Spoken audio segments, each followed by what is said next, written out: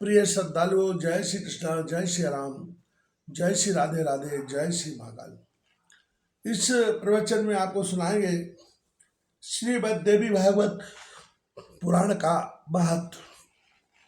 सृष्टि सर्ग रूपा जगन बन विधौ पालनी या चा रौद्री संहारे चापि वश्या जगदुदमखिलम कीर्णम चा पराख्य पश्यन्तो मध्यमातो तदनु भगवतो वैखरी वर्ण रूपा शासमद वाचम प्रसन्ना विधिहर गिरी शिवधारिताल तंगुरित नारायणम नमस्कृतम चा नैव चरा नरोत्तमम दैवम सरस्वती व्यासम ततो जय मुदीरियत। ऋषिगण तथा सूत जी का सपा जो सृष्टि काल में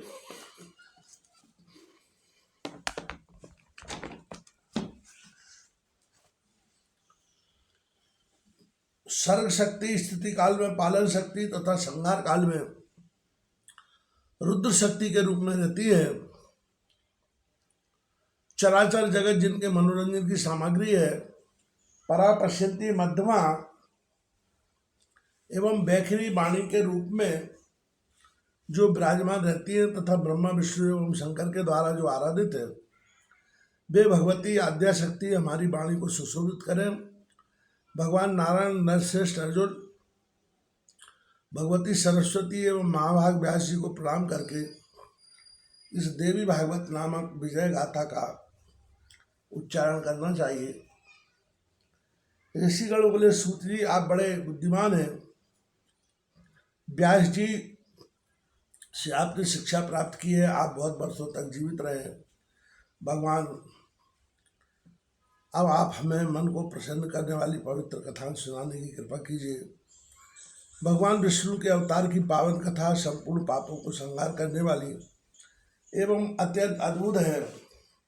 हम भक्तिपूर्वक उसका श्रवण कर चुके हैं। भगवान शंकर का दिव्य चरित्र, भस्म और रुद्राक्ष धारण करने की महिमा तथा इसका इतिहास ये आपके मुखारविंद से सुनने का अवसर हमें मिल चुका है। अब हमें वह कथा सुनने की इच्छा है जो परम पवित्र हो तथा जिसके प्रभाव से मनुष्य सुगमता पूर्वक भुक्ति या मुक्ति के सम्यक अधिकारी बन जाए। माँ बाप आपसे बढ़कर संदेह निवारण करने वाले अन्य किसी को हम नहीं देखते।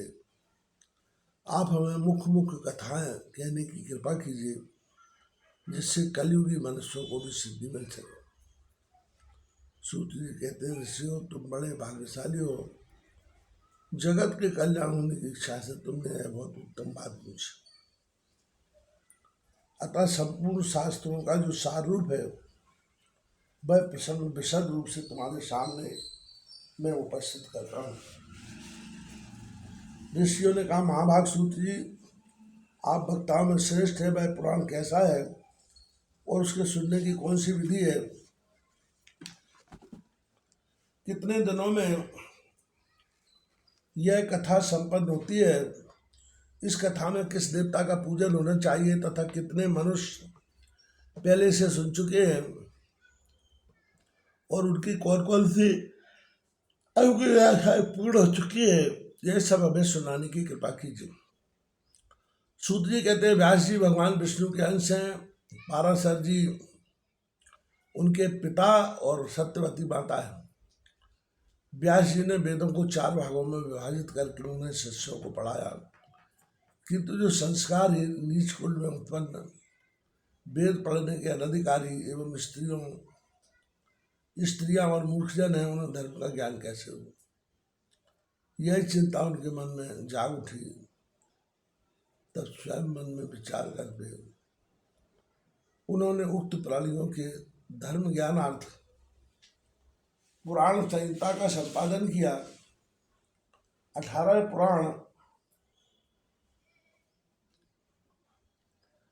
पुराणों की रचना करके उनको मुझे पढ़ाया। महाभारत की कथा भी सुनाई। उसी समय भुक्ति और मुक्ति देने वाला देवी भागवत नामक पुराण रचा गया। स्वयं उसके वक्ता बने और राजा जन्मेजय को श्रोता होने का अवसर प्राप्त हुआ।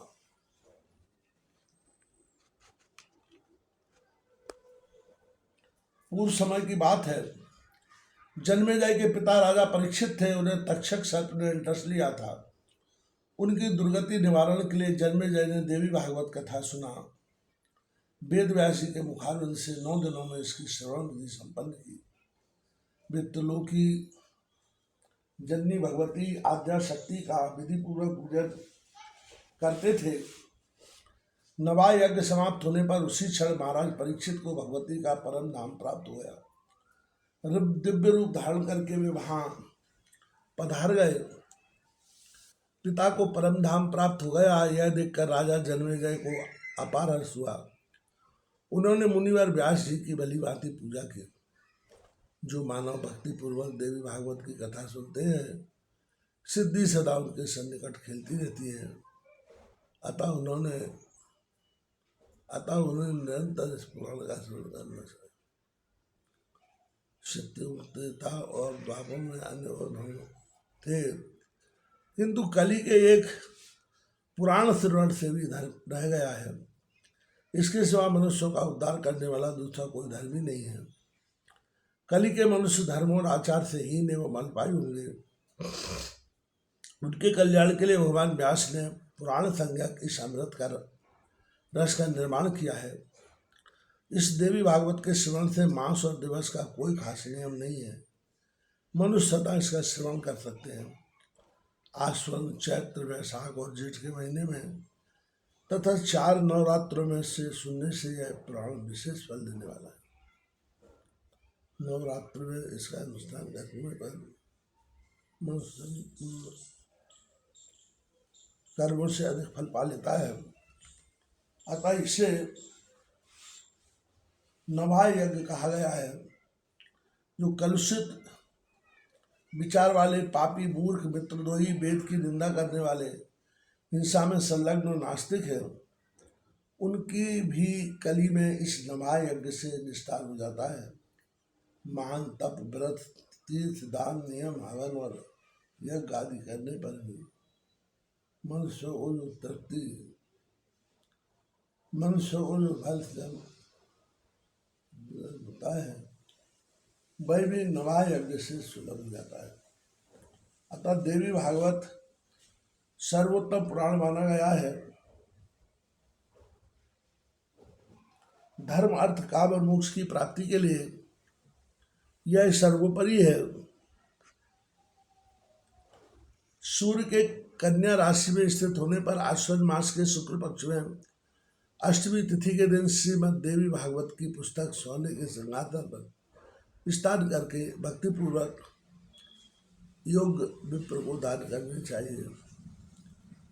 ऐसा करने से यह पुरुष प्रीति भाव में होकर उनके परम पद का अधिकारी बन जाता है। जो पुरुष देवी भागवत के एक श्लोक अथवा 8 से श्लोक का भी भक्ति भाव से नित्य पाठ करता है, उस पर देवी प्रसन्न हो जाती है। महामारी, हैजादी, भयंकर बीमारियां तथा अनेकों उत्पात भी देवी भागवत में आवागमन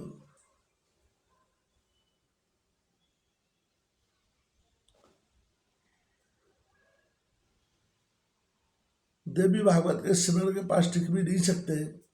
भक्ति पूर्वक देवी भागवत का पाठ और श्रवण मनुष्य का कल्याण करने वाला और मोक्ष के फल का अधिकारी हो जाता है। सर्वश्रेष्ठ पुरस्कार धर्म, अर्थ, काम और मोक्ष भी प्राप्त हो जाते हैं। तब वसुदेव जी ने यह देवी भागवत भूषण पुराण सुना। इसके प्रभाव से उन्होंने अपने प्रिय पुत्र श्री कृष्ण को शीघ्र पाकर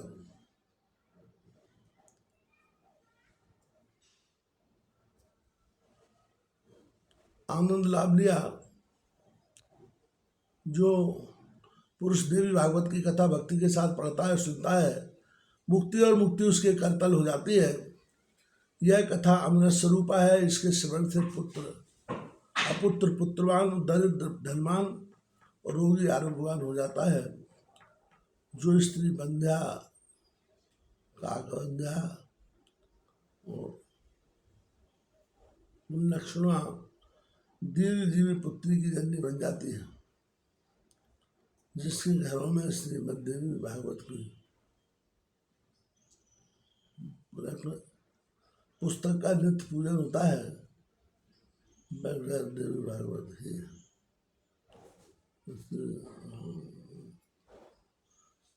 इस वहाँ रहने वाले लोगों के पास पाप नहीं टिक सकता।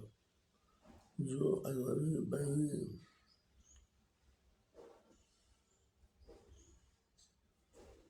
जो अष्टमी नवमी अथवा